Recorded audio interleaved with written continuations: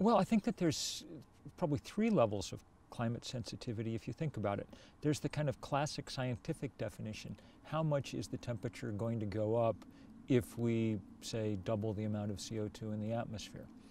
And people have spent a lot of time working on that. Let's say the number is 3 degrees, something like that, Celsius. So that's a good thing to know, but it doesn't tell you all that much. Really what you need to know to make more sense of it is what will happen to the planet if the temperature goes up 3 degrees. And I think that while the first number has been the one that science has focused on and gotten a pretty good handle on, we've probably, it appears, dramatically underestimated how much change comes with 2 or 3 degrees rise in temperature. The kind of things we're seeing now are the kind of things that when I was writing The End of Nature in 1989, we were expecting for the end of this century with much higher temperatures. No one 30 years ago would have predicted that most of the summer sea ice in the Arctic would be gone, for instance.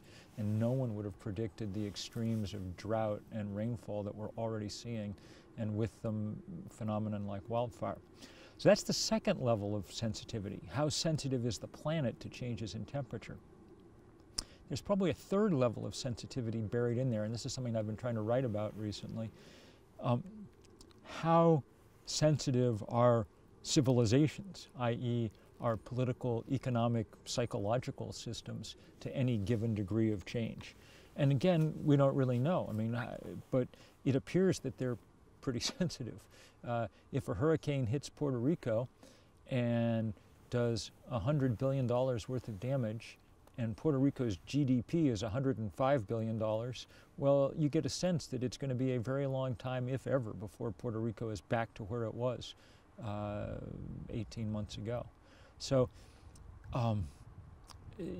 these sensitivities pile on top of each other, and they're the reason that we have to be so worried about where we are.